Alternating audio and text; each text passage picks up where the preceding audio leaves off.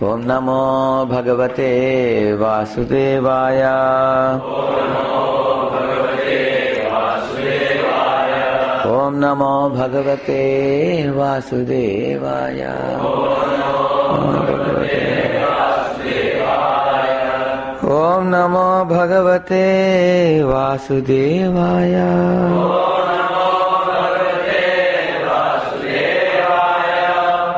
Narayanam Namaskritya Naram Chaiva Narottamam Devim Saraswatim Vyasam Tato Jayamudiraye Nashtaprayeshva Bhadreshu Nityam Bhagavata Sevaya Bhagavatyuttama Shloke Bhaktir Bhavati Naishtiki Krishnaya Vasudevaya Devaki Nandanaya Cha Nanda Gopa Kumaraya Govindaya Namo Namaha. We are reading from Srimad Bhagavatam, 7th canto, 13th chapter, text number 32. Pashyami dhaninam klesham lubdhanam ajitatmanam bhayat alabdha nidranam sarvato abhishankinam. The Brahmana continued, Avadhuta Brahmana. I am actually seeing how a rich man who is a victim of his senses, he is very greedy to accumulate wealth and therefore suffers from insomnia due to fear from all sides, despite his wealth and opulence. Purport by His Divine Grace is Bhaktivedanta Swami Prabhupada. Greedy capitalists accumulate wealth under so many miserable conditions. The result being that because they collect money by questionable means. What is questionable means? Bribery, corruption and all that. Their minds are always agitated. Thus they are unable to sleep at night, and they have to take pills for mental tranquility to invite sleep. And sometimes even the pills are a failure. Consequently, the result of having accumulated money by so much labor is certainly not happiness, but only distress. What is the value of acquiring a comfortable position if one's mind is always disturbed? Narottam Thakur has therefore sung, Samsara Vishanale Devane Shihiya Jwale Judaite na koinu pai. I am suffering from the poisonous effect of material enjoyment. Thus my heart is always burning and is almost on the verge of failure. The result of the greedy capitalist's unnecessary accumulation of wealth is that he must suffer from a blazing fire of anxiety and always be concerned with how to save his money and invest it properly to get more and more. Such a life is certainly not very happy. But because of the spell of illusory energy Maya, materialistic persons engage in such activities. As far as our Krishna conscious movement is concerned, we are getting money naturally by the grace of God, by selling our literature. Thus literature is not sold for our sense gratification. To spread the Krishna consciousness movement, we need so many things, and Krishna is therefore supplying us the requisite money to advance this mission. The mission of Krishna is to spread Krishna consciousness all over the world, and for this purpose we naturally must have sufficient money. Therefore, according to the advice of Srila Rupa Goswami Prabhupada, we should not give up attachment to money that can spread the Krishna consciousness movement. And then Prabhupada is quoting Prapanchikatya Buddhya Hari Sambandhi Vastunaha. When a person is eager to achieve liberation, renounce things which are related to the Supreme Personality of Godhead, though they are material, this is called incomplete renunciation. Money that can help in spreading the Krishna conscious movement is not a part of the material world. And we should not give it up, thinking that it is material. Srila Swami advises, Anasaktasya vishayan yatarham apunjitah nirbandha krishna sambandhe yuktam vairagyam uchyate. When one is not attached to anything but at the same time accepts everything in relation to Krishna, one is rightly situated above possessiveness. Money is undoubtedly coming in great quantities, but we should not be attached to this money for sense gratification. Every cent should be spent for spreading the Krishna consciousness movement, not for sense gratification.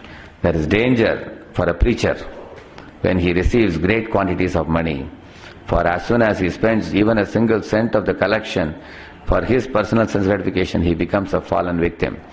The preachers of the Krishna consciousness movement should be extremely careful not to misuse the immense quantities of money needed to spread this movement. Let us not make this money the cause of our distress. It should be used for Krishna, and that will cause our eternal happiness. Money is Lakshmi, our goddess of fortune, the companion of Lord Narayana. Lakshmi must always remain with Narayana, and then there need be no fear of degradation. And then the next two verses also he talks about money, the translations. Those who are considered materially powerful and rich are always full of anxieties because of governmental laws, thieves and rogues, enemies, family members, animals, birds, persons seeking charity, the inevitable time factor, and even their own selves. Thus they are invariably afraid, he's saying. I think there are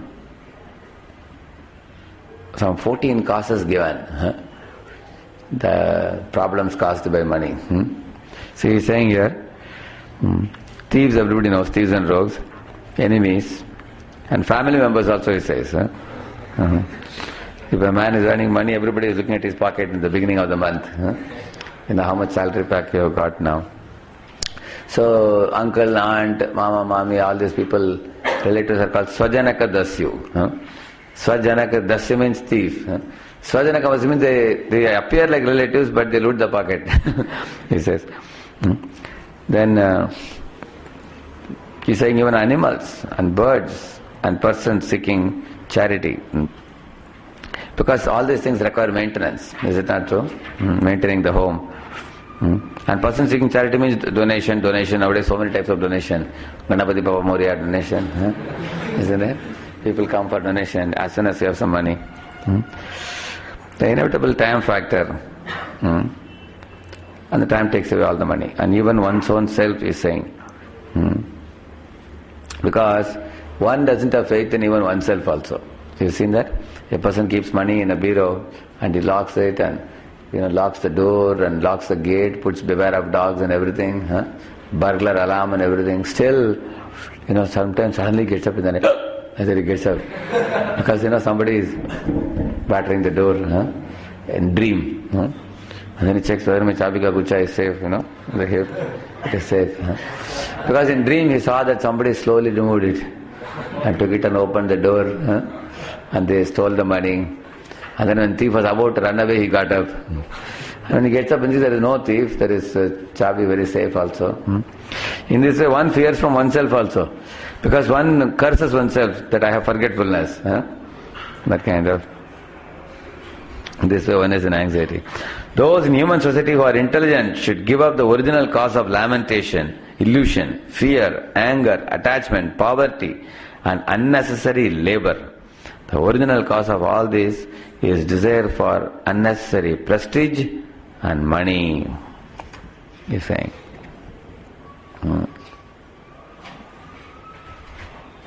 Prabhupada explains all that, eating more than necessary, collecting more than necessary, and all that he explains in purports. And then Avadut Brahman says, the bee and the python are two excellent spiritual masters who give us exemplary instructions regarding how to be satisfied by collecting only a little and how to stay in one place and not move. From the bumblebee I have learned to be unattached to accumulating money. For although money is as good as honey, anyone can kill its owner and take it away. And then Prabhupada saying, the honey gathered in the honeycomb is taken away by force. Therefore, one who accumulates money should realize that he may be harassed by the government or by thieves or even killed by the enemies. Especially in this age of Kali Yuga, it is said that instead of protecting the money of citizens, government itself will take it away with force of law. So one should own as much as he immediately needs. There is no need to keep a big balance at hand, along with the fear that it may be plundered by the government or by thieves. He's saying. So what Avadut Brahman learned from the bumblebee, there are two types of bumblebees. One type of bumblebee accumulates honey in the chat, in the honeycomb. Keeps on accumulating. One day a farmer comes and shows the torchlight, this fire torch, and drives all the honeybees away and takes the whole accumulated honey for dozen years or so, you see. On the other hand, there is another bumblebee which only takes honey from flowers and drinks it immediately. That's all. It doesn't accumulate anything anywhere. This is another type of, that's called bumblebee. That's why he's saying, Avadut Brahman says, I learned to be unattached to accumulated money, for although money is as good as honey, and anyone can kill its owner and take it away, he says. So, if one accumulates money, he says later, either the money leaves us or we leave money. What is the meaning of that? Money leaves us means you are alive, but somebody robbed you and took it away. Just like in Hinjawadi, I heard one boy was standing at a place, waiting for a bus or something. So it was a salary time, beginning of the month. So one car came and they asked him, would you like to have a lift? Where do you want to go? And he said yes. So they opened the back door, he entered inside. Suddenly there was another man sitting in the back. He took a kerchief and stuffed on his nose. It was full of chloroform, you see. And some distance the car moved slowly. Slowly they were moving. And this boy tried to escape. He couldn't escape. But they cut his pocket and took all the money. He had some 40,000 or something. He took all the money. I don't know how they found out that he had money. The thieves are very smart in smelling. Who has money and when are they careless? Always. So, and after taking the money, they opened the door and pushed him by the side in a little remote place. And they went away. But they stuffed the chloroform so powerfully that the fellow died. Then later on, father came to receive the dead body and was weeping like anything. He was a software engineer working in Hinjawadi. So never travel with unknown people, even if somebody invites you. This is a true story. It happened in Hinjawadi side. So when we accumulate money, when we have money, people know that he's a software engineer, he has money, he's floating in 500 rupee notes, and then people think how to loot. Similarly nowadays ATM cards also. Somebody can take your ATM card and loot money also, correct? People do that, no? People do forgery and what all kinds of things people do. So, in this way, money leaves us or we leave money. We leave money means money is remaining in the Swiss bank and we are dead and gone. You see? Like that. He's saying. And then he's saying, I do not endeavor to get anything, but I am satisfied with whatever is achieved in its own way. If I do not get anything, I am patient and unagitated like a python and lie down in this way for many days.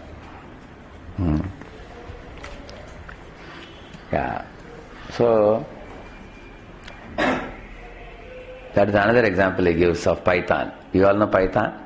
Our research, Devakinandan Prabhu was telling, he was asking in Calcutta, any of you have seen python? Many of them nodded their head, yes, we have seen. He said, if you say you have seen, you have actually not seen. He said, because we are not talking of ordinary snake.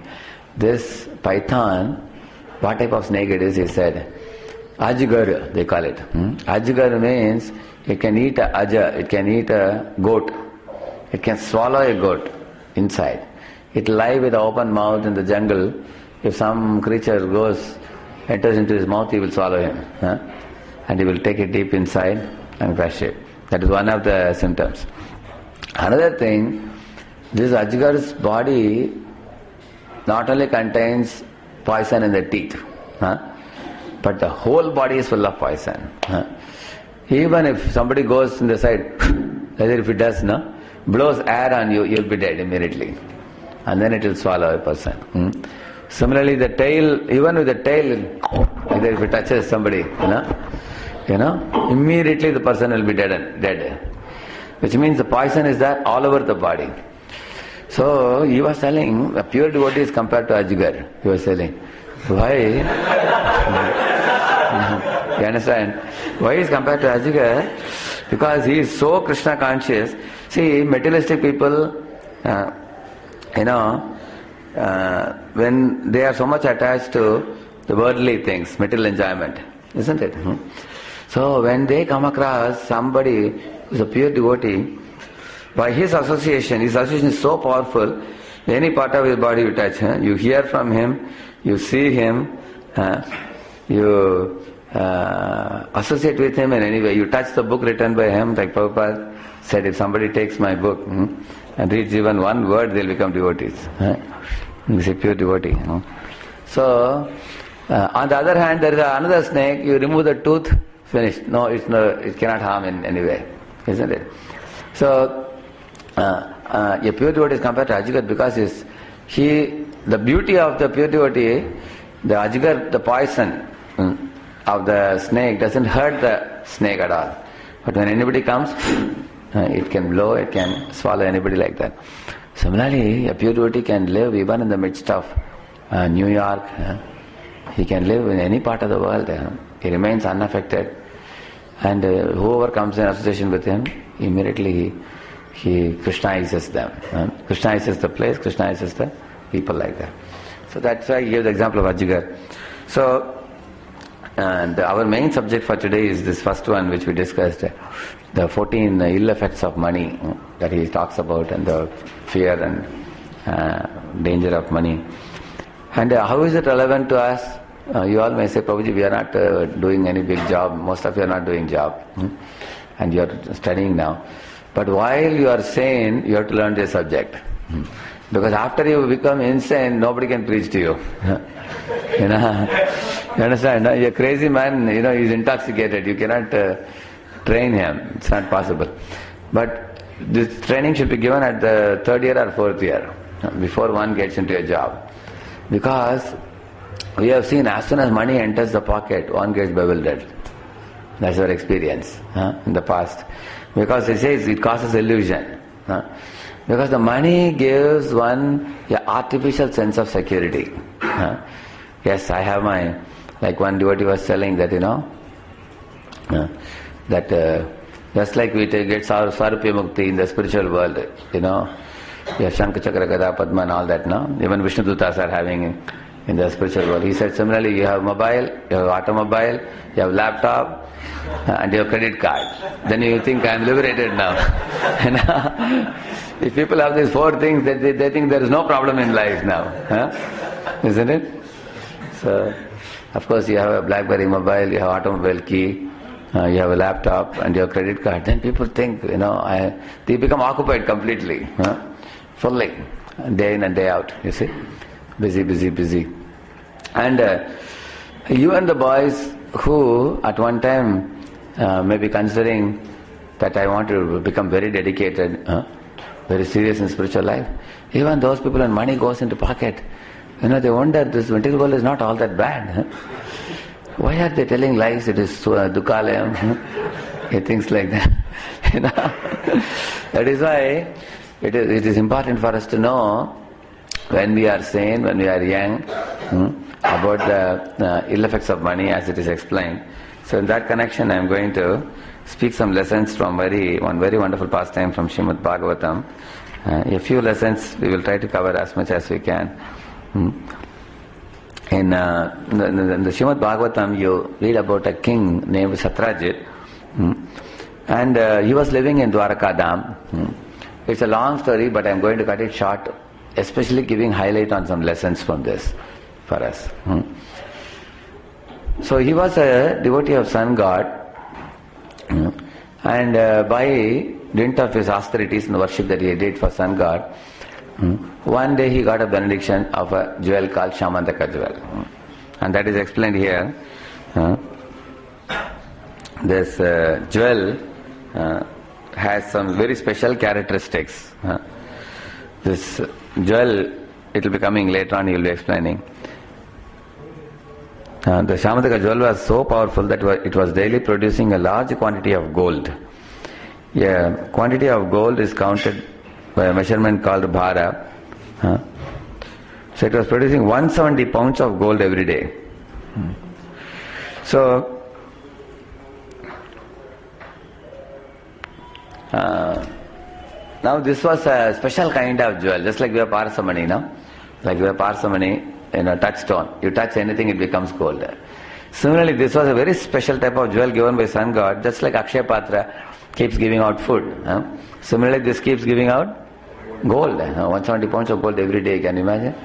So he got the jewel and he was wearing it in his neck, and he was entering into Dwarka city, and all the people watched with amazement, and they ran to Krishna and said, do you know some demigod is coming to meet you?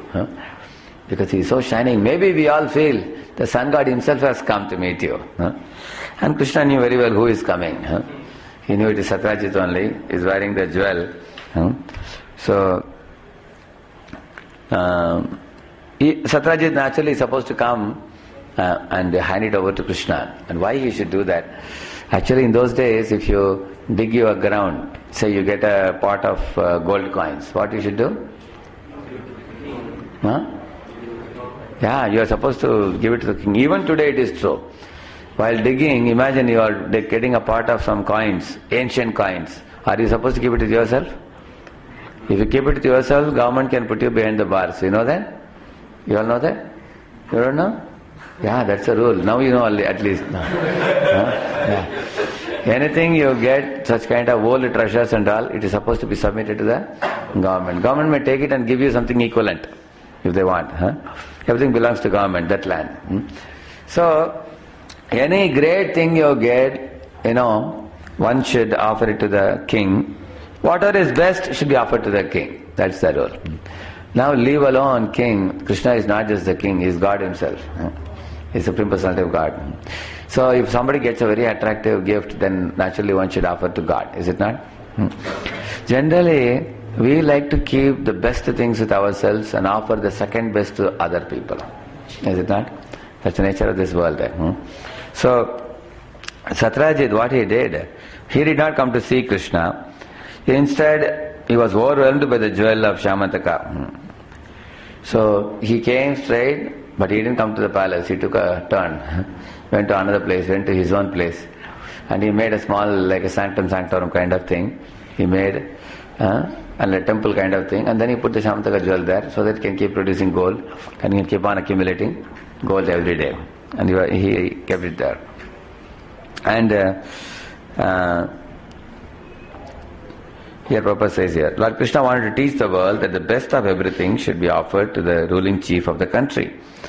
King Ugrasena was the overlord of many dynasties. Actually Krishna is a king, but he made who the king? Ugrasena. Kamsa's father, he made him the king.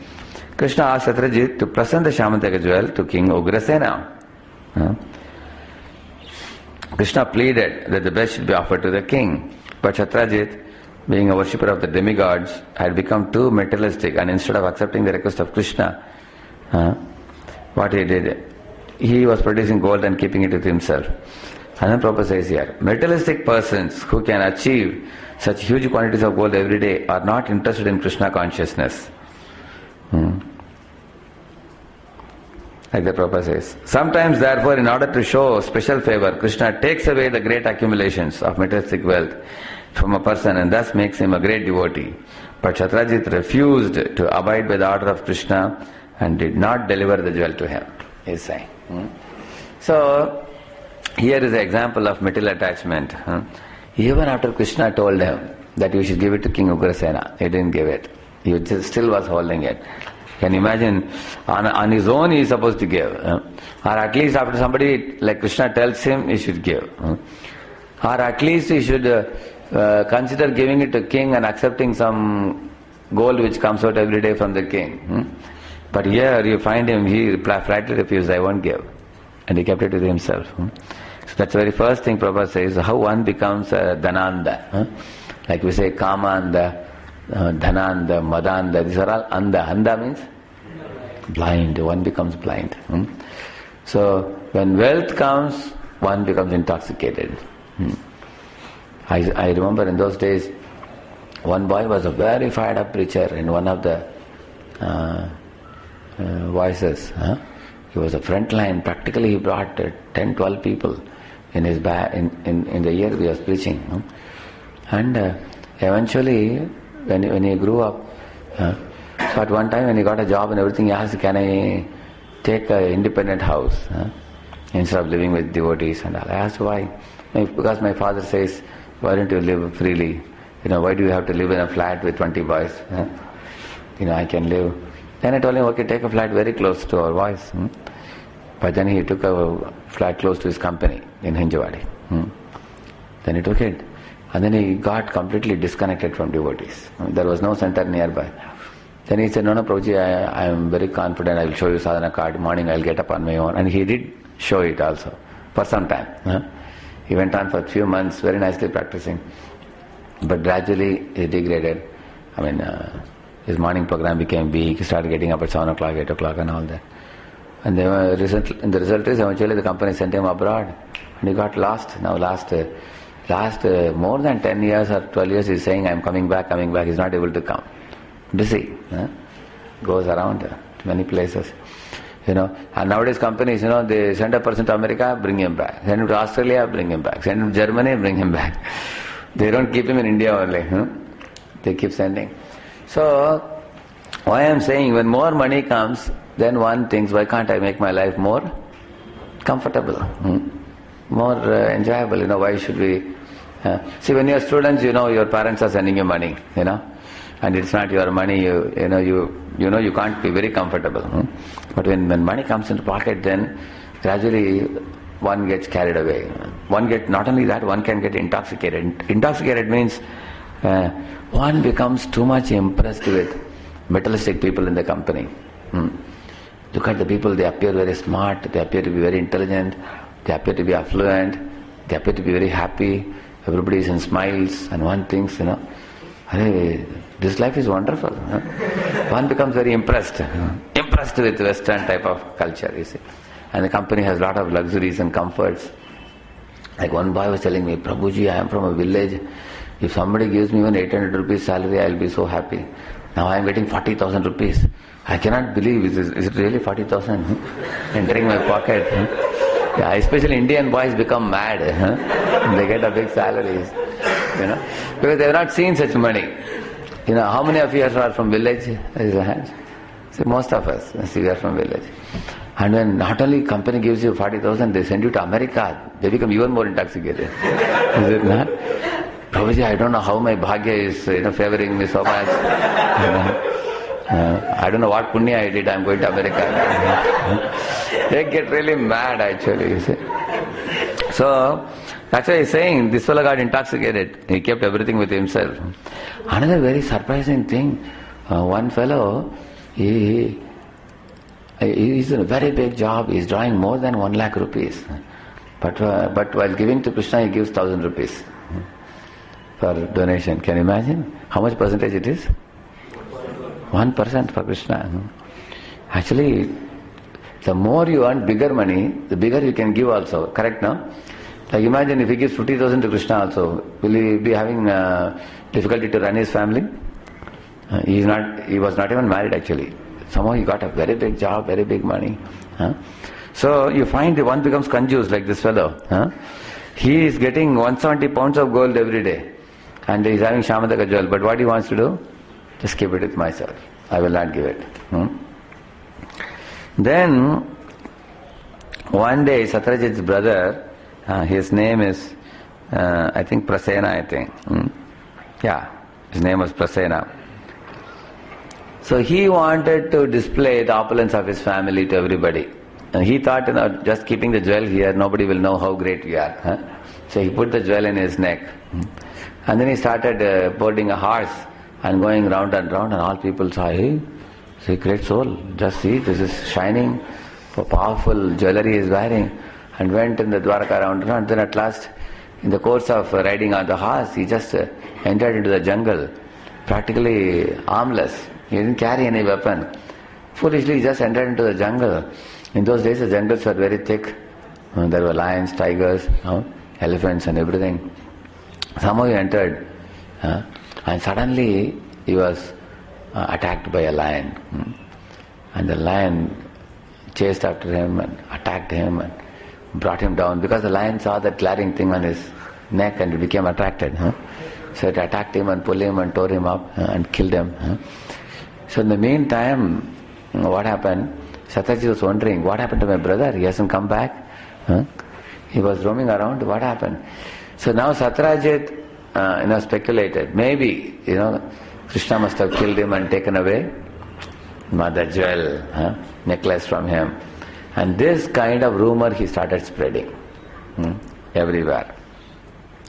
You see, it is very surprising in this world that whenever, if somebody spreads some rumor about you, how do you feel? It's very painful, no? If something that is not true, something that is not true, people cook a story and make it bigger and bigger and bigger, and it's going round and round, and people are asking, hey, even you can do like this, how can you do this and all that? It's very painful for us. But you find in Shastra, even about Krishna and Ram there were rumors. About Ram, what was the rumor? Yeah, that Dobi was commenting, you see this Ram, such a foolish person, he has accepted his wife after Ravana enjoyed her for such a long period of time. He is foolishly accepting a used property. Like that, somebody spoke. And then this Dobi told his wife, yesterday night you were not here, you are coming in the morning, probably you must have enjoyed with another man. I cannot take you like Ram took Sita back. I cannot take you into our house. Like that he said. The news reached Ram. Ram banished Sita to the forest after that. Why? It is said, Caesar's wife must be above suspicion, it is said. A king should not be suspected by anybody. A king's character should be spotless, completely. Like the Mahaprabhu said also, Sanyasira Alpachidra Sarvaloka Gai. He said, one, like all of you are wearing white dhoti, just put one ink point in a dhoti, black point or blue point, it can be seen easily. In the lungi you put a blue point, can somebody see? And the lungi is already having so many checked lungi with so many colors. So, when a person becomes a king, his character should be unquestionable, spotless it should be. So, Ram knew that if Dobi is speaking like this, then there will be adultery in the society everywhere. People will say that even Ram allowed his wife to be with another man. So, in this way everybody will start enjoying everybody else's wife. So, in order for that not to happen, he banished Sita away. Very painful thing. Lakshman was weeping like anything. Lakshman wept when Sita was taken away by Ravana, and Lakshman wept when Agni Pariksha was done for Sita. Lakshman again wept when Lord Ram told Lakshman to banish Sita. You see? So, Lord Ram was very strict. Similarly, Krishna also, there is rumor about Krishna here. Now somebody may ask, why should Krishna bother about such rumors? He is after all God and he doesn't have to worry about it. No, now he is playing the role of a king. If there is a rumor, he has to clarify to the public, Praja. And Krishna wanted to prove that the rumor about me is wrong, because I never took it from Satyajit. Krishna wanted to show it to society. So, then Krishna went around. Of course, he went to the forest, and there he found, this Prasena was dead. But then he didn't find any jewel in his neck. Then he searched all around, and then he found there was a cave of a lion. Maybe lion must have taken it. He went there and saw. But then he saw there was an impression of somebody slapping a lion very powerfully. With one powerful slap, somebody has killed the lion and taken it. And then Krishna understood who it could be. Jambavan. And then Krishna went ahead, and there was a very big, huge mahal inside a cave. So Krishna went inside to see Jambavan. The Jambavan was such a powerful personality. It is explained in this section that he could even give a slap and kill the lion and take away the jewel. And then he took the jewel and then he gave it to his child, small child which was in a cradle. He put it on the child's neck. And child was just sleeping. And Krishna went there and he saw the jewel. And now he was happy. Now I found the jewel now at last. But then the nurse started wailing very loudly, one who was taking care of the child. So she cried, and as soon as she cried, Jambavan came from inside. And then right in front of him he saw Krishna. And you see, it's amazing that when he saw Krishna, he could not recognize who Krishna was. Prabhupada says here, due to lust, anger and greed, they cause... due to these three things, one cannot recognize Krishna, Prabhupada says. He had lust for enjoying the jewelry himself and keep it with his own child. And he had anger towards Krishna. And who is this fellow competitor who is trying to take my jewel away? And he also had greed to possess something which didn't belong to him. You see? He wanted to have that. In fact, Jambavan didn't even ask Krishna, you have come to take this jewel, but does it belong to you? Whom does it belong to? Somehow he got it from the lion, and he didn't say like that. He didn't even want to know to whom it belonged to. He just wanted to give it to himself. How foolish it is. Like, imagine one boy was asking, in those days, he found a very costly mobile in the bathroom in his office, some software company. So then he made a phone call and asked me, Prabhuji, I found a 25,000 rupees mobile. He said, oh, is it? I asked. Then he said, Prabhuji, I want to ask you what I should do with this. I said, why are you asking me? You don't know whom it belongs to? Oh, I know very well, it belongs to my boss only. Then where is the question? Just take it and give it to your boss. No, Prabhuji, but he has left it in the bathroom. He has forgotten it. And I thought, if I take it and keep it with me, I sell it, I can make money. And he can always, he's a rich man, he can buy another one. I said, see, this is not proper. This is greed. See, you are earning good salary, you are in a good job and everything. Why do you desire another man's property? Paradravyeshu loshtravat. You should not touch another man's property. That doesn't mean you cannot touch and take it and give it to him. You should not touch another man's property means you should not enjoy another man's property. Now this fellow, I don't know what he did with that afterwards. But later on, in the subsequent years, he became a big thief and he is behind bars now.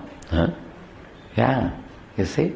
Because these are the tendencies which gradually make a person suffer. And people become greedy for other people's property. You can easily see that in the world. Like in colleges also, sometimes boys take their friends to canteen and empty their pockets. You seen that? They do that. Somehow there is special extra taste in looting others' money. Emptying others' pockets. They will ask for party from everybody. They won't spend a single penny from their pocket. So here we find Jambavan, he didn't even want to know whom it belonged to. He took the jewel and kept it with him, and then when Krishna came, he didn't even ask him whether it belongs to you. So because of his lust, anger and greed, Prabhupada says, due to his angry mood, he could not recognize who Krishna was at that time. But then he got ready for a fight. And Krishna also got ready for a fight. And both of them fought. See, here it is explained. They fought like two opposing vultures. Whenever there is an eatable corpse, the vultures fight heartily over the prey. Krishna and Jambavan first of all began fighting with weapons, then with stones, then with big trees, and hand to hand, until at last they were hitting one another with their fists. And the blows were like striking of thunderbolts. Each was expecting victory over the other, but the fighting continued for days, both in daytime and at night, without stopping. In this way it went on for 28 days. Can you imagine? Continuous fight, terrific fight. Although Prabhupada says here, Jambavan was the strongest living entity of that time. Practically all the joints of his bodily limbs became slackened. He says. So this was a very powerful fight. And Prabhupada further explains that when Krishna was being hit like this, he was enjoying it. Because you all know how Krishna likes fighting with Bhishma, or fighting with those Jaya and Vijay who came as Rakshasas. Similarly, here also Krishna was enjoying the fight and delighting in fight. After all, Krishna's body is not going to be defeated by anyone's fight. No one can kill him, nobody can defeat him. In fact, Jambavan was the strongest living entity, Prabhupada says, in his times. It was like, you can imagine the, biggest weightlifter of the times. 250 pounds or something. You've seen people with big mountainous muscles. Like that, Jambavan was very powerful. So, after hitting, he got weakened and he himself was surprised. Jambavan, who is this personality whom I am fighting with? But then Prabhupada says, because he rendered service, now Jambavan became awakened to who Krishna was, the knowledge he got. Because anyone who renders service to Krishna gradually will get awakened. Knowledge will awaken. So, now having become weakened, he sat down and then he began to speak to Krishna. Very wonderful. This is a very wonderful section. Another time we can talk elaborately. Probably I spoke it before. But what Jambavan told him in essence was this. See here, this is the best prayer. He's telling.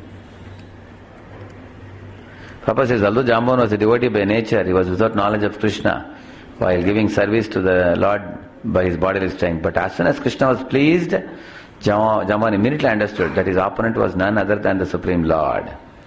And then he is telling here, my dear Lord, you are the creator of the creators of the universal affairs, he is saying. And Prabhupada is explaining what is the meaning of creator of creator. Who is this one creator? Explain? Scientist. And he says, my dear Lord, you are the creator of the creators. Prabhupada, and Jambavan is saying here, although a scientist may be a creator of many wonderful things, Krishna is the creator of the scientist. And Jambavan said further, you are not only creator of the creator, but you are also creator of the material elements which are manipulated by the so-called creators. Isn't it? All the 24 material elements. So Prabhupada explains, scientists utilize the physical elements or laws of material nature and do something wonderful. So Lord creates 24 elements, He creates the material laws, and He creates the brain of the scientist, with which the secondary creators do some creation. But actually such laws and elements are also creations of Krishna. This is actually scientific understanding. And the Prabhupada goes on, as I've spoken to you earlier, on this point on how Prabhupada said, give God the Nobel Prize. Because He has created not only material elements, He has created the laws of the material world also. We are just tapping those material elements and laws and using them.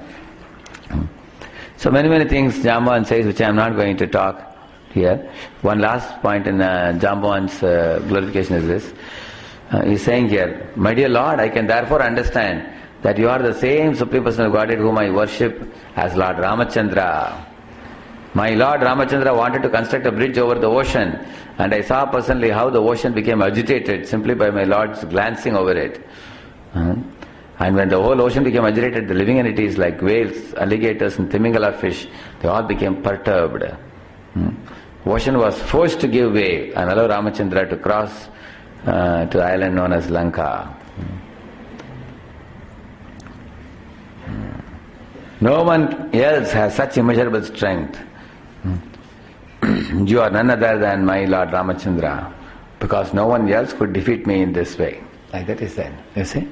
He surrendered. So this is another theme, so we are not talking about it much now. So subsequently, Krishna smeared with his lotus hands on Jambavan's body like this. When he did, completely all the nerves which were strained and pained, all the pain became relieved for Jambavan.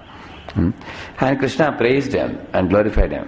He told Jambavan, you are living in the jungle, but you are actually the king. Why? Because you are so powerful that you killed a lion by one slap.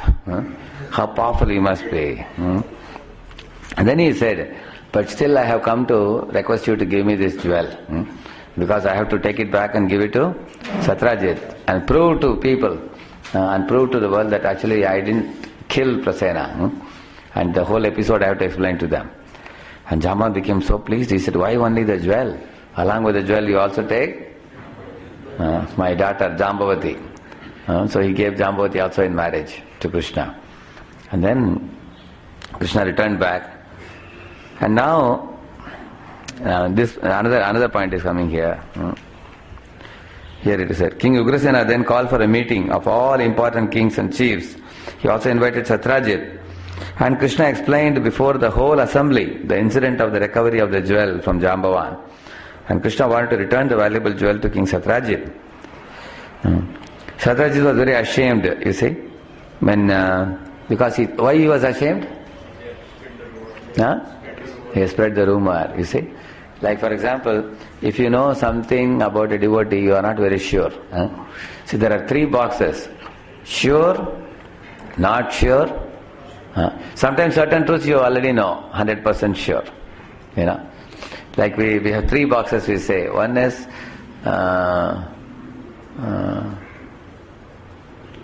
you know that the information about the devotee is 100% true. Secondly, you know that the information about the devotee is 100% false. And the third is the most dangerous thing, which is the information about the devotee which you heard. You have not asked the devotee, but you are not very sure. So, which is the information that people often keep talking about? Not sure. That's the whole problem. Some perception somebody has about somebody. They tell you, and you hear it, and people keep on munching their mouth with that. Talking, gossiping. You see, it's very, very dangerous actually. You don't have the guts to go to the devotee and ask, is it true? At the same time, you think there is a possibility of it being true. And this is the problem that internet is creating nowadays.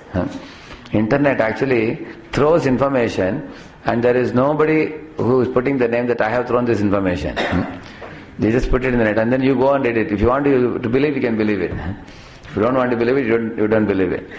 But then once you hear it, it goes into a no-sure box. And then you keep munching it. You see?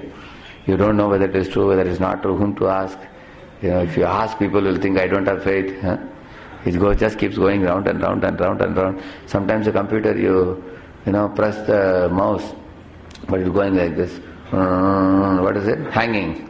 You've seen that? It's going, and then you keep on looking again and again. Like that, our brain is hanging in Kali Yuga because of such information. You see? So, this rumor is a big problem. So Krishna, so once somebody comes to know that you have passed rumor to many devotees and you get caught, says, Prabhuji, now I have come to know you are the one who told all the devotees, tell me. And then he says, Prabhuji, actually, no, Prabhu, I'll tell you, I didn't say that it is true. I said I am not very sure, I am telling you, Prabhu. He become very embarrassed, no? Like that, Satyajit became embarrassed. Became a little ashamed. So, because he unnecessarily defamed Krishna. So when Krishna gave the jewel, he accepted the jewel in his hand, but he remained silent, bending his head down, without speaking anything in the assembly of the kings and chiefs and all. And he returned home with the jewel. Then he thought about how he could clear himself from the abominable action that he performed by defaming Krishna. So he was conscious that he had offended Krishna very grievously. So he wanted to find a remedy. So what he did, he was eager to get relief from that anxiety in his mind. So again he came back. Now he came back to Krishna and said, now I want to hand over this jewel to you back. Along with my daughter, Satyabhama also. Like that he gave. He gave in charity both the jewel and the daughter. And Lord Krishna was very pleased with Satyajit. He accepted Satyabhama as a queen. But then he said, he looked at Satyajit. From his eyes he could understand that Satyajit is giving the jewel in a half-hearted way. You all have seen people behaving in a half-hearted way. Sometimes, somebody may give you something because now there is no other alternative. They have to give you. Is it not true? Like imagine if somebody gets a beautiful cake from Mayapur, big cake. Prabhuji, here is Mayapur cake I brought. But then you say, but Prabhuji, all our inmates have gone to college, You say like that, okay Prabhuji, no, I brought it for you only. For me only, thank you very much.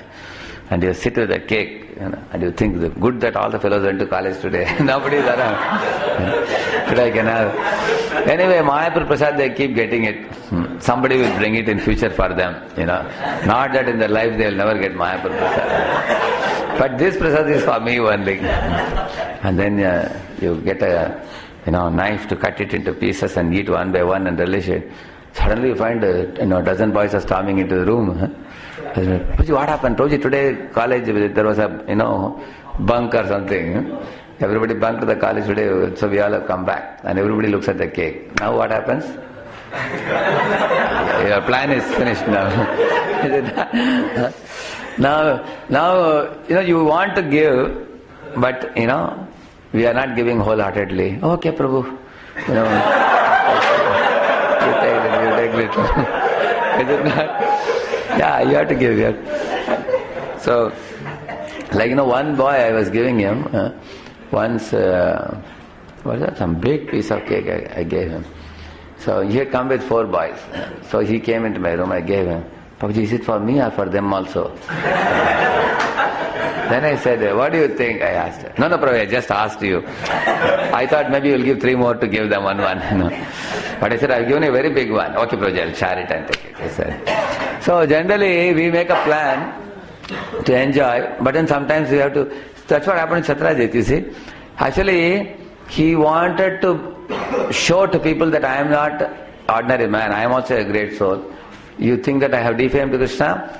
Now I'll give the jewel back to him. Just see what a great soul I am. I am giving it back to Krishna. But at the same time, he also wanted the jewel also. He wanted the prestige of giving it back to Krishna, but he wanted to keep the jewel with himself. And that was detected by whom? Krishna, you see. Krishna is in Paramatma, in everybody's heart. He understands it very easily. And then Krishna suspected it. Okay, you want to have it yourself? Okay. So he told, I'll accept Satyabhama, but you keep the jewel. And Satyajit also took it back. Thank you, he said. Imagine, you cut the cake into 4 and you give the other fellows one part, and they say, Prabhuji, I think that Prabhuji gave it for you only. Yeah, actually gave it for me only. But you guys somehow came here. And you take it back. How it will be? Like that he did. So, Krishna knows our mentality. Satyajit gave Satyabhama along. So, after getting back the jewel from Krishna, Satyajit was satisfied and kept it with him always, you see. Now another problem happened now. Satyajit had met many great kings and told them that, hey, you are such a chivalrous king, I'll give you my daughter in marriage. And those kings believed also. You see, this is a very important thing. When you make a promise to somebody, you can never go back. Like, sometimes devotees, like this time I had gone to ILS meeting, ISKCON Leaders Sangha in Mayapur. Like this Vasugosh Prabhu called me and introduced me to some devotees from America. So he introduced me to one devotee from America, Texas, Austin, So he said he's in charge there. And he said, this is Radhesham Prabhu, and he can give you any number of brahmacharis you want. He told them, And that devotee said, thank you Prabhu, nice meeting you. We have a Texas university there, and we have 25,000 students there. But we have not made one boy also into a devotee there. It will be nice if either if you would like to come, you are welcome, or if you want to send some devotees from your temple. We will provide everything you want, facilities and... so he was telling, I said, very good idea Prabhuji, but right now, when we are also giving devotees to many other temples and all, I'll keep in mind. And then next day morning I was coming, one Maharaj met. He is Gunagrahi Maharaj, good friend of Radhanath Maharaj. He met on the way. So, you are Radhesham? He asked me, yes Maharaj. I heard, so I am the GBC of Texas, he was telling. Come there, I heard that you have kindly agreed to give some devotees there to come and preach. I was shocked, Maharaj, I never gave any promise. I said, right now we are already giving devotees many other temples, Maharaj, but I'll keep in mind. I'll keep in mind in future, in case some student can come for studies there, we'll send them and all, I said. Now another devotee had asked me, Washington DC, there is one devotee there, he and his wife, they are president of the temple there. And they had asked her. And I told that, yes, I will tell our boys to apply there and come. So this time he caught me. He said, Shampoo, you said Washington DC will send devotees, you didn't send? No. Then I said, Prabhuji, they tried applying there, they couldn't get. They got in Santa Clara and all other places, they have gone away. But why I am saying, when we are speaking to people, we should be very clear what we want to say. We should be courageous to express what we want to say. So I had always told her, I am not promising you. In case we are able to send somebody, we will try. That's the best thing to say. I should never say that, I will do it. If you say I will do it, then you have to do it. You cannot go back in your words. Now here, what happens, Satrajit, anytime you would see a very great king, he would tell him, hey, you are so powerful. When I look at you, I think, maybe I can give my daughter in marriage to you. Then naturally what happens, the kings become attached to marrying his daughter, Satyabhama, who was very beautiful. She was a princess. And then they hoped that this fellow will give Satyabhama only to me. Like that many kings were thinking. You understand now? So, this way he made promises to many people. This we learned a lesson from this, that we should not promise to anybody, or sometimes don't even give hope also to anybody. But there is a saying, under promise, over deliver. You know this? Under promise, over deliver means what? Like somebody tells you, Prabhuji, can you do this work? Prabhuji, I think I can try to do it in a week, you say. And then in 3 days you give him the results. And he'll be asking, Prabhuji, you are so nice. You have done it in 3 days, and he will go and glorify you to everybody. Prabhuji, he is so perfect. Because you over-promised, and you under-promised and over-delivered. Is it not true? Like for example, I tell you, today is a very important class, I will finish in a couple of hours. And I finish it in 1.5 hours only. You will be very happy. Isn't it? If I say that, if I tell you that, Prabhu, it's an important class, I think, I'll finish it in 1 hour. When it is approaching 1 hour, everybody will be looking at the clock now. Prabhuji going to end, and then you extend it to 1.5 hours. And that another half an hour will appear like one yuga or something. You understand, no? Correct, no? So, that is why under promise, over deliver, we say. But Satyajit was giving hope to many people. That was his mistake. He was giving hope to many people. Now here he is saying,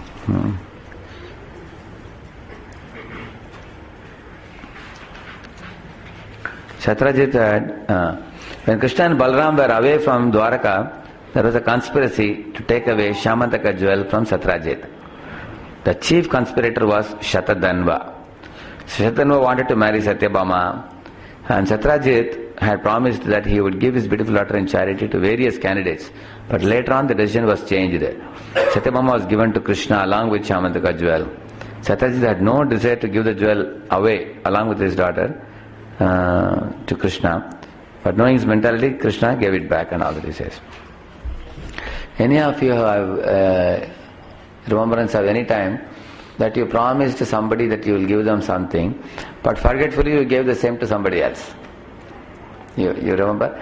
Like for example, once I had a very special diary somebody gave me. So I told one devotee, Prabhuji, I have one wonderful diary collected from me. Yes, Prabhuji, he said. But then after 2 days somebody's birthday came. Everybody was giving birthday gift. So I took this diary and gave it to some other devotee. And the next day that devotee came, previous devotee. He said, Prabhuji, where is that gift you said? Then I remembered, alas. That was the diary I was about. Then I told him, it's in the bureau.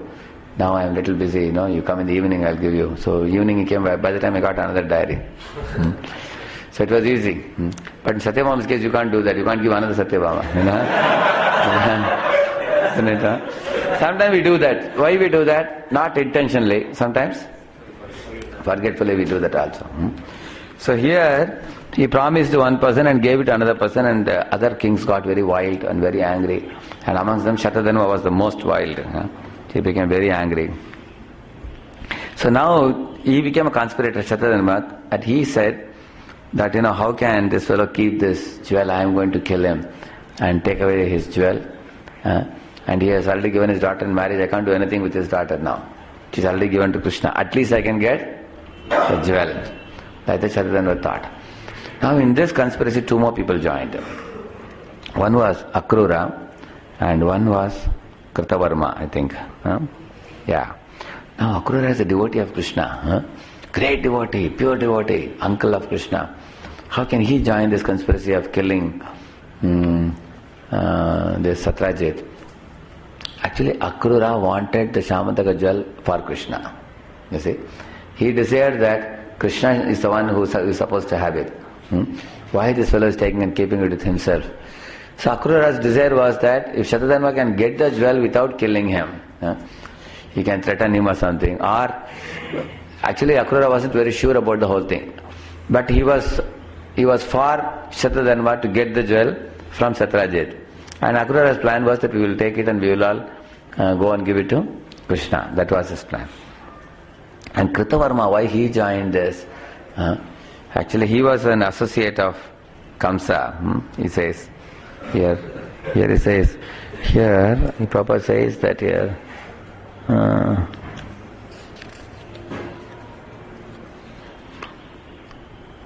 yeah. The motive for joining conspiracy of Akrura and Krishna is to get the jewel for Krishna. Actually, Kritavarma's intimately Satyajit. So Akrura and Kritavarma were good people, pure souls, but they wanted to get jewel for Krishna. Whereas other people, they were frustrated because of not getting Satyabhama. So they also joined the conspiracy. In this way, actually Kritavarma also is a devotee of the Lord. Kritavarma, Akrura, both of them actually. In this way they joined. Now what happened? Here it's explained. You see, Shatadhanva one night entered the house of Satyajit and killed him while he was sleeping. Shatadhanva was a sinful man of abominable character, and although due to his sinful activities he was not to live for many days, he decided to kill Satyajit while Satyajit was sleeping at home.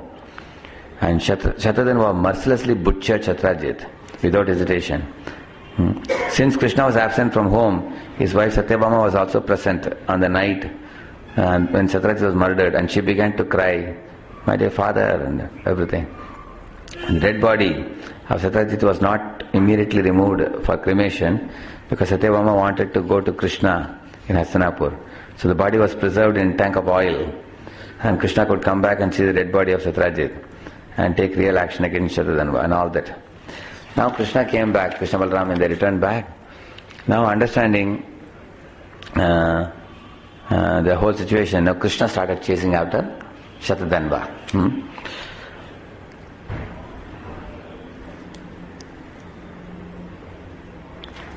Now Shatadhanva, what he did, after killing and getting the jewel, he went to Kritavarma and said, now I have killed him.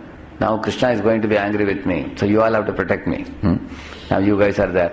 You see, in this kind of conspiracies, what happens? People say, "Hum hain, aap chinta mat karo." And people say like, "Hum hain, na." People say like that. You have seen.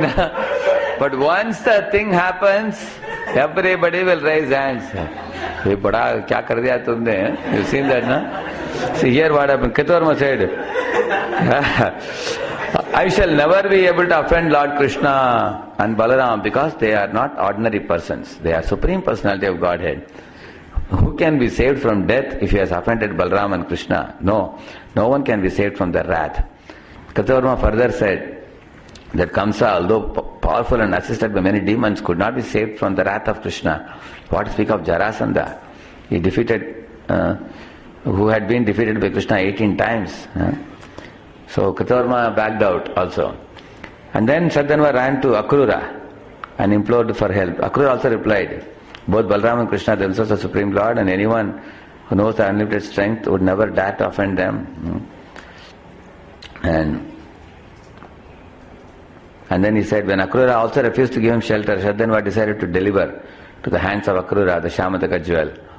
Then, riding on a horse which could run at a great speed, up to 400 miles at a stretch, he fled the city. So now, who had this thing, Shamantaka jewel? Akrura. So he left it with him and he ran away now, so that Krishna will not kill him. But then Krishna chased after him, but at one point of time Krishna killed him, Shatadhanva, thinking that he has kept the jewel somewhere in his body. And then he tested his body all over and he didn't find the jewel anywhere. And then Krishna and Balaram were talking to each other. Krishna took his disc and cut off the head of Shardhanva. And then Krishna searched his clothing for Shamantaka jewel. He could not find it. And then he told Balram, this jewel is not found in this body, we have killed him uselessly. And then Balram suggested the jewel might have been kept in the custody of another man in Dwaraka. You had better return and search it out. Balram expressed his desire to remain in Mithila city for some days because he enjoyed an intimate friendship with the king. So Balram remained there in Dwaraka, this Mithila city. And that's where Duryodhana used to come there to learn mace fighting from Balram. He made Balram his guru and he learned when Lord Balram was in Mithila. And Krishna came back. And when Krishna returned to Dwaraka, to please his wife Satyabhama, he informed her that Shatrajit is killed now, don't worry. And then he told her that we didn't find the jewel. Then Krishna along Satyabhama performed many ceremonies in honor of the death of the father-in-law and everything. And Akrura and Kritavarma, who were prominent ministers in the conspiracy to kill Satyajit, had incited Shatrajit to kill him. But when they heard of the death of Shatrajit in Krishna's hand, and when they heard also that Krishna returned to Dwaraka, they both immediately left Dwaraka. Even Akrura and Kritavarma left Dwaraka and went to another place. Now here, the citizens of Dwaraka,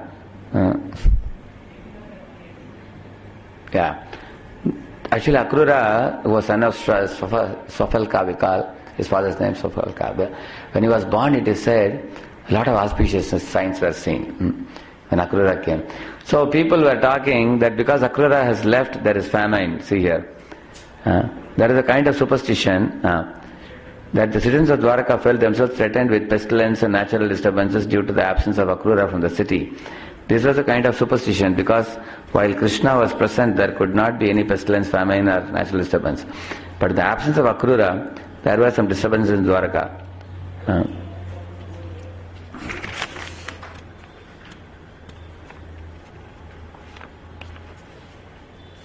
So Akrura had left. So these are two rumors, he says. One rumor is because Akrura has left, there is famine. Another rumor is because the Shamantaka money is missing, so there is famine. Like that, there are two rumors.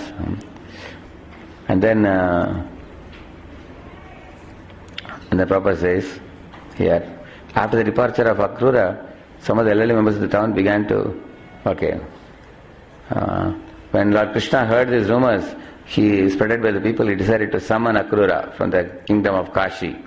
So he called for Akrura, and Krishna said, my dear uncle, it is already known to me that the Shamantaka jewel was left by Shardhanva with you.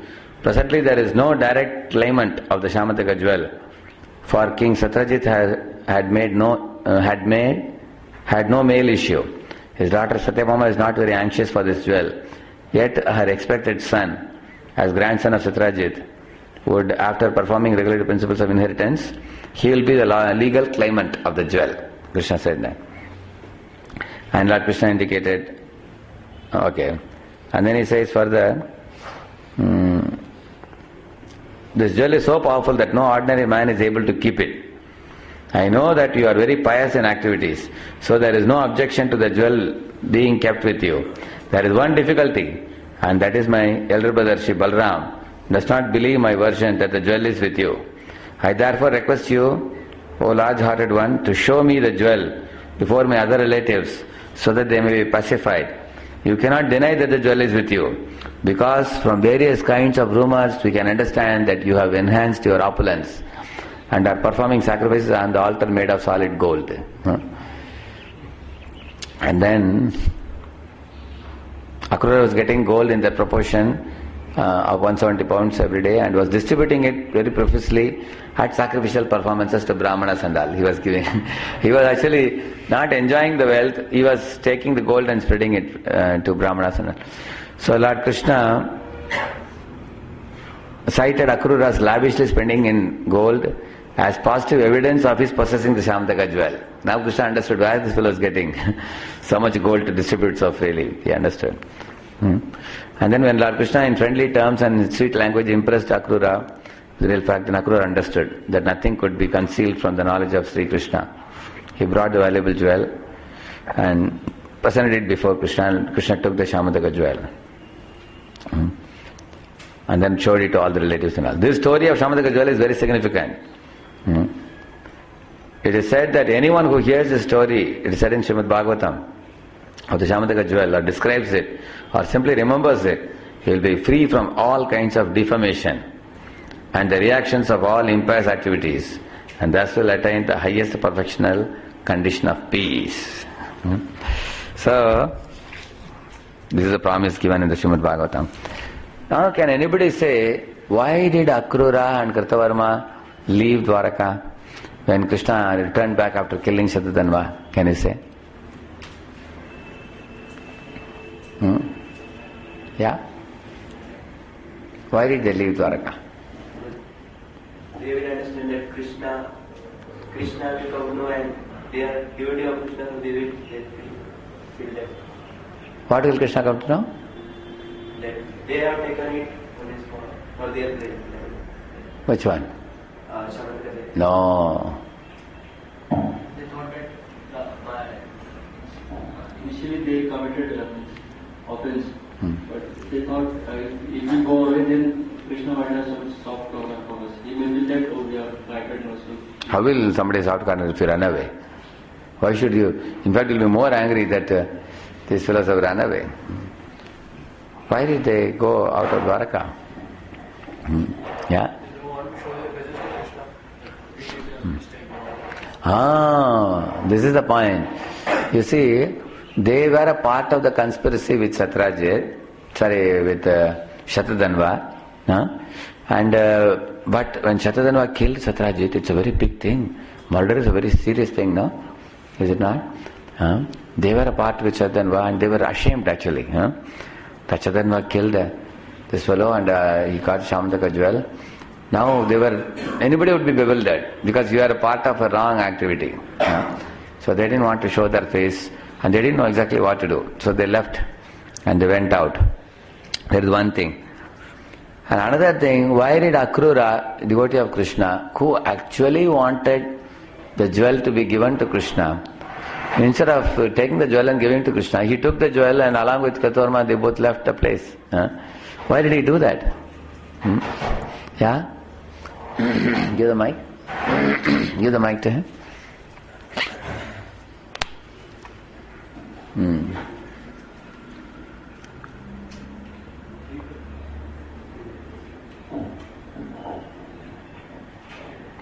He felt bad, that I am supposed to be doing right things, but I did the wrong thing, and now I cannot show my face to Krishna. I have done very bad activity. Correct. Now, because Satyabhama's father is killed, and if Satyabhama comes to know that Akrura, Kritavarma are also a part of the conspiracy with Shatadhanva, then how can he show his face to Satyabhama and Krishna? And although he got the jewel to be given to Krishna, he was not very, very happy to go and give it in front of Krishna. He didn't know how to do that. Krishna may say that, is this the way you have to adapt to get this jewel for me? That one person has to be murdered like this. And that could be one reason. That's very true. It could be even another reason. What is another reason? Although Akrura's original intention was pure, that the jewel should be given to Krishna, but once the jewel came in his hands, it's likely that one may want to keep the jewel with oneself. And also, he may be giving charity to Brahmana and everything, but then there is some kind of intoxication that comes by possessing that wealth also. And then unless somebody knocks out a person from that intoxicated state. Krishna called for him, I know uncle that you have that thing, you have to give it to me.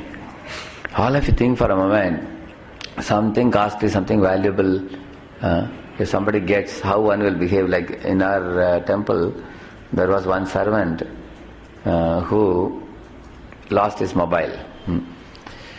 So we suspected another fellow. Then another fellow, we checked his lockers. We checked lockers of many people. And while checking, we found one fellow was having that mobile. Then we asked him, hey, you stolen it and kept it. He said, actually I didn't steal, I found it and I thought I'll give it, so that's why I kept it, so that I can give it later. he said. Now, can we take his word as true or not? How many of you feel his word may be true also? You feel? You can raise your hand. Yeah, it could be true also. It's true. Like before Prasad, the mobile was lost. And we checked the lockers, and at 12 o'clock we found the mobile. Before breakfast it was lost. At 12 o'clock we found it. He said that during lunchtime I will give it, to the manager, and then manager will find out and give it, like that he said. But because we were not sure whether this person is thoroughly honest or not, we removed him from the job. Actually, as soon as there is a rumor about somebody stealing, we don't keep them in the temple. Somebody's property they are stealing. Because 90% it is likely that he might have contemplated on doing something else with it. It's like, you detected a thief and then thief says, actually I was planning to give it back. It's like that only. You understand, no? So similarly now Akrura got it, Shamantaka jewel. He kept it with him. He's supposed to come and give it to Krishna. One possibility is what our Vishnu, he said, that he might be, ashamed or hesitant to come in front of Krishna. Another possibility is that, he's just keeping it and going on with his life. And also, one more possibility is that Krishna may not come to know the whole picture, that Akrura and Kritavarma were also involved in it. And the jewel has come to him. So he might have thought that neither will I give to Krishna nor I will enjoy it. I will keep giving charity. So life will be going on. That way, the conspiracy will never be talked about by anybody. But Krishna, what is the thing which Krishna doesn't know? Krishna knows everything, he's all-knowing, you see. But whatever it is, Krishna ultimately called him and took it back. Now, what lesson we learn? You see, in this whole episode, one common thing that again and again comes is Shamantaka jewel. So, which is big money. So gold biscuit or gold jewelry like this. Nowadays you see in the roads they put big advertisement, buy this jewelry, they put women wearing these necklaces, earrings. You've seen that? Why they have to advertise so much? And I don't think in Vedic times they are advertising like this. Women would naturally wear, even my mother used to wear diamond, gold, silver and all that. It's very natural. But as the Kali Yuga started, it's very dangerous to wear gold nowadays. If you're wearing gold chain, there are chain pullers, Somebody's coming in a bike and catching the chain and pulling it and going away. Women lose the chain. Yeah, sometimes the train is about to leave. Some thief is waiting and then he puts his hand into the window and pulls the chain. Pulls the, not the train chain, but the gold chain and boards the bike and runs away. Or nowadays, people even cut the ears. Along with the ears only they take it. Yeah. Or if there is a very thick necklace, very costly, they cut the neck also. To get it. Because a lady will not scream also, you just kill her. And take it, it's very risky. So, although it's very attractive to wear and show off the world, one can lose one's life itself. So most women nowadays are wearing plastics nowadays. Plastic and all kinds of things they're wearing now. So, yeah, gold is very dangerous nowadays. So the gold or money, when you have in big quantity, it can become a great danger. Now you see, it went from the hand of Satyajit to Prasena, to Lion, to Jambavan, to Krishna, and then Krishna gave it to whom? Satyajit. And Satyajit, who stole it from him? Shatadanva. And then went to Akrura. Then came to Krishna. You see? And while rotating from one hand to another, it causes so many problems. Now let us see what problems it caused. See, this belongs to only Krishna. If Satyajit in the beginning only straight away went to the palace and told Krishna, you take it. This is very dangerous for me. It may, just like when Sita was carried by Ravana, Vibhishan told him, you are carrying a red hot coal in your belly, so foolishly, because this Sita is so dangerous, she has come to kill you. If you keep her, try to enjoy her, it's not meant for you. Similarly, something not meant for us, give it to Krishna, safest thing. So, because Satyajit didn't give, then what happened? His mind became polluted. He became very attached. I will make 170-pound goal every day. I will become a rich man. I will do this, I will do that and all that. So, saying sometimes you may not be attached to money and still maintain your Krishna consciousness, enthusiasm, but you may end up purchasing some costly gadgets or clothes or living lavish life. Is that all right? To what extent one must use money? Oh, if you go for very costly gadgets or clothes and other things, that goes to your head. You get head weight. You know what is head weight? Head weight means pride. I am wearing fine clothes. Look at the dig jam shootings, I also look like that man only. I have very attractive dresses. I look very smart. Then we start pampering our senses. Actually, you can use things according to your status. Like if you are a GET, you can go in a bike. If you become manager, you can have a Maruti. If you become bigger manager, you have Santro. If you are UN, you become like a huge, big person, like next to CEO or somebody, then you have Mercedes Benz or something. If you are going to get married, then you can wear nice fine clothes, decent clothes you can wear. If you are Gaurang Sabha, keep very simple. If you wear very decent clothes, and the girls will be looking at you. They will think, hey, we'll trap that boy. We'll get married to him. So because girls are also looking for good boys, no? And more Arakshana devotees are very simple fellows. Good devotees. Then if you are planning to join ashram, wear simple dress. Not that, you wear like Avadhuta, torn here, torn there.